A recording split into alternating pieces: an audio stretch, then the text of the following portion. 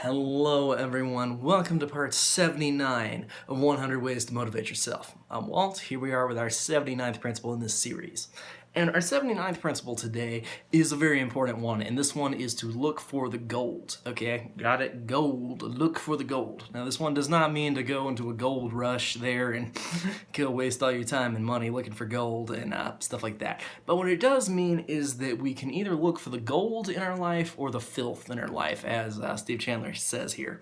And what he means here is that opportunities multiply as soon as we start to look for them. They're like those quantum particles that are only, like there when we're seen by an observer. Now, the quantum physics is pretty cool in terms of some of the wave functions that will occur there and how when you observe particles, sometimes they have shifted their motion in an impossible way that would be like a time distortion. So you observe them midway doing what is impossible and they quickly switch to doing what is possible out of like changing their entire vector in time. It's pretty interesting stuff. Anybody who knows physics, you guys know all about this kind of stuff being absolutely fascinating. Sorry if I botched any of the terminology there. But the main point here is that really opportunities multiply when we start looking for them, because it's like the whole idea of, when ye ask, ye shall receive kind of idea. Knock and the door will be opened unto you idea. But if you don't knock, if you don't ask, then you're not going to receive it. So when you're looking for the goal, look for the good in people, look for the good in the world, look for the opportunities, because when you look for them, that's when they're all going to appear and be like, yay, where were you this whole time?